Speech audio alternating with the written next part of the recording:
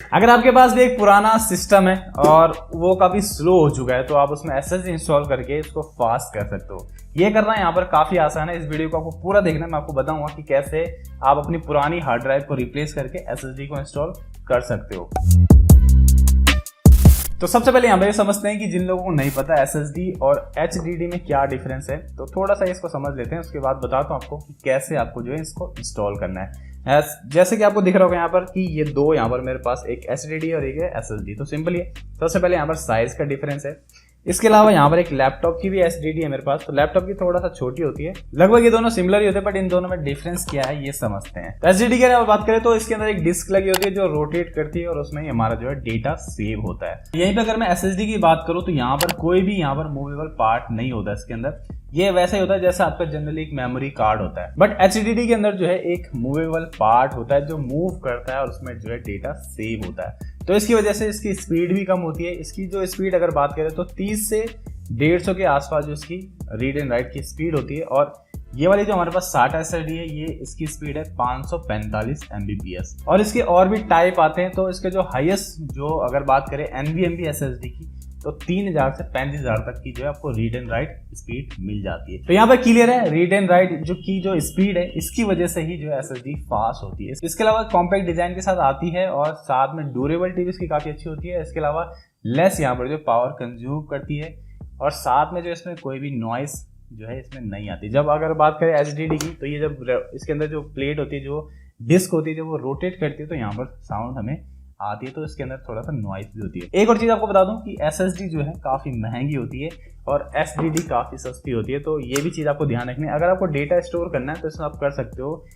इसमें एक और चीज भी है प्रॉब्लम, अगर ये थोड़ा सा गिर जाए तो ये जनरली ये खराब हो जाती है। बट ये थोड़ा सा अगर गिर भी जाए, जैसे मैंने बताया ड्यूरेबल है, तो ये जनरली खराब नहीं होती इतनी जल्दी। जब इसके अंदर जो पार्ट होता है जो मूवेबल जो मूव करता है, इसके अंदर जो हेड एक पार्ट होता है वो क्या करता है, अगर गिर जाए आपका तो हेड जो है इसका खराब हो जाता है और उसके बाद डेटा आप रिकवर कर सकते हो, ऐसा नहीं है। बट इसका थोड़ा सा आपको सिक्योर यानी सेव रखना पड़ता है। जैसे अगर कंप्यूटर के अंदर है तो आप कंप्यूटर में ही रखोगे इसको। अगर हम जनरली इधर उधर ले जा भी जाएं तो पोर्टेबल होने से काफ़ी वो है। प्राइस के मामले में थोड़ा सा ज़्यादा है, बट यहाँ पर बेनिफिट भी काफ़ी है। आप चाहो तो अपने पीसी में इन दोनों को एक साथ इंस्टॉल कर सकते हो। इसमें आप जो है विंडो रखो, विंडो और सॉफ्टवेयर जो भी है आपके इसमें आप इंस्टॉल कर सकते हो।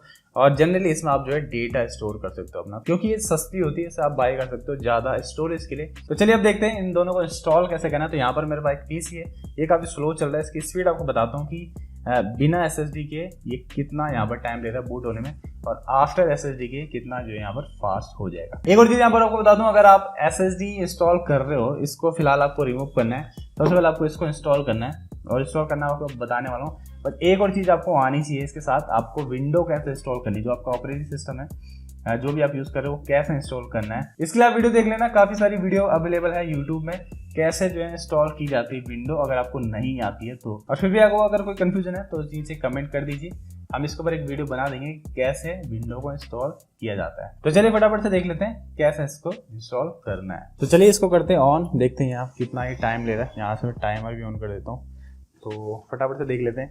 पहले आपको बता दूं कि ये जो हमारे पास है WD की ग्रीन एसएसडी है और ये SATA एसएसडी जैसे मैंने आपको बता दिया। इसको आपको अगर बाई करना है तो अमेजोन से 1500 के आसपास आपको मिल जाती है। तो यहाँ पर आप देख सकते हो अभी जो हमारी डिस्क है ये हार्ड ड्राइव यहाँ पर लगी हुई है, और यहाँ पर ये जो दो है 1 2 यहाँ पर अभी कोई भी डिस्क नहीं है। तो अभी करते हैं इसको यहाँ पर F2 और देखते हैं कि F2 के बाद ये अभी 30 सेकंड के बाद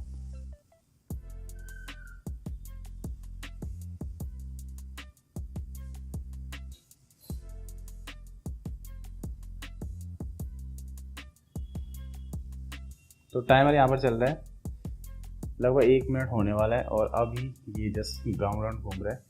तो एसएसडी के बाद देखेंगे कि कितना ये फास्ट होने वाला है। 2 मिनट के अराउंड जो है टाइम ले रहा है और यहाँ पर हमारी स्क्रीन अभी ऑन हो चुकी है। अब इसको मैं अगर पासवर्ड डालूंगा तो जनरली ये हो जाएगी। तो अराउंड 2 मिनट के आसपास इसने टाइम लिया बूट होने में। तो हम करने वाले एसएसडी को इंस्टॉल और देखेंगे कितना यहाँ पर टाइम लग रहा है। एक और चीज़ आपको बता दूँ, ये जो SATA एसएसडी है जनरली सभी पीसी की अगर बात करूँ या लैपटॉप की बात करूँ तो सभी में ये लग जाती है। ये जो पोर्ट है सभी में मिल जाता है आपको। बस आपको ये ध्यान रखना है, जो आपका पीसी है, अभी मैं आपको बताऊँगा एक SATA केबल होती है वो आपको जो है ज़रूर से लेनी है अगर आपके पास नहीं है। बाकी लैपटॉप में डायरेक्टली आप इसको लगा सकते हो। तो लैपटॉप की वीडियो हम बनाएंगे जल्दी से, कैसे लैपटॉप में SSD को इंस्टॉल करते हैं। इसके अलावा अगर आपको इससे फास्ट वाली जैसे NVMe या SSD की बात करें जो थोड़ा फास्ट होती है इससे, उसके लिए आपको पोर्ट देखना पड़ेगा अपने लैपटॉप में कि पोर्ट अवेलेबल है या नहीं है। बाकी ये जो है सभी में लग जाती है। तो चलिए फटाफट से इसको ओपन करके और इसको इंस्टॉल करते हैं। तो आप अपना जो है सिस्टम ओपन कर लीजिए। तो ये कुछ इस तरह से यहाँ पर ओपन होता है। ये Lenovo का सिस्टम है, तो आप अपने हिसाब से देख लेना कौन सा आपके पास जो है PC है। तो इसको मैं जनरली यहाँ से खोलना मनी, तो यहाँ से इस तरह से ये ओपन हो जाता है। तो हमारे पास यहाँ पर ये SSD, अगर आप इसको देखोगे तो ये भी जो है WD की ही SSD है। तो हम इसमें जो इंस्टॉल करने वाले हैं, एक चीज़ मैं आपको बता रहा था, अगर आपके पास ऐसी केबल जो है होनी चाहिए।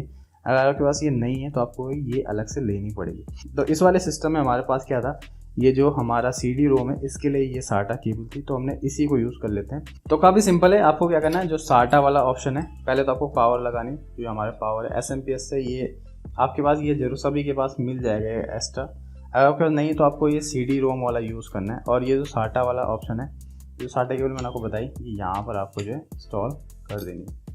तो एक बार आप जरूर से देख लेना कि किस तरह से ये इंस्टॉल होगा। तो कुछ ऐसा ये यहाँ पर जो है फिट होता है। तो सिंपली आपको इस तरह से जो है अपनी SSD को इंस्टॉल करना है। एक आपको पावर केबल लगानी है और एक आपको SATA केबल लगानी है। अगर आपके पास SATA केबल नहीं है तो आपको मंगवानी है। SATA का अगर आप ऑप्शन देखोगे तो यहाँ पर हमारे पास 3 ऑप्शन है। तो एक चाहें तो एक और SATA केबल लगा के एक और SSD को लगा सकते हैं, अगर हमारे पास एक्स्ट्रा पावर का यहाँ पर जो है ऑप्शन अवेलेबल है। तो सिंपली हम इस तरह से लगाएंगे इसको। और इसके लिए यहाँ पर फिलहाल कोई सेटिंग नहीं है जहाँ पर इसको रखेंगे, हम इस तरह से इसको यहाँ पर चिपका देंगे। आप अपने सिस्टम में भी अगर देखो कहाँ से कैसे आप जो है इसको एडजस्ट कर सकते हो। तो हम क्या कर रहे हैं, SSD के साथ साथ हम SSD को भी यहाँ पर जो इंस्टॉल रख रहे हैं।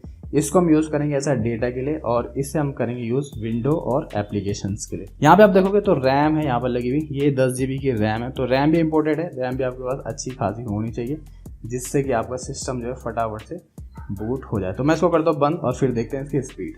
तो SSD हमारी यहाँ पे इंस्टॉल हो चुकी है। अगर आप यहाँ पे चेक करोगे तो ये दोनों हार्ड ड्राइव और SSD यहाँ पर शो कर रहा है। तो जैसे मैं यहाँ पर F2 प्रेस करूँगा ये यहाँ पर बूट हो जाएगा। देखते हैं कि कितना ये टाइम ले रहा है। यहाँ से टाइमर स्टार्ट करता हूँ और यहाँ से F2 यहाँ से प्रेस करता हूँ। तो अराउंड 2 मिनट के आसपास ये पहले ले रहा था। अब अगर आप देखोगे तो ये 7 सेकंड यानी 7-8 सेकंड में जो है हमारा बूट हो चुका। तो ये फ़ायदा होता है SSD का। तो चलिए आपको दिखाता हूँ, जिस PC के अंदर जाते हैं और यहाँ पर चेक कर लेते हैं। तो C में हमने जो है विंडो डाल दी है, और इसके अलावा ये वाला E जो पार्टीशन है ये हमने SSD का एक अलग से बना दिया है।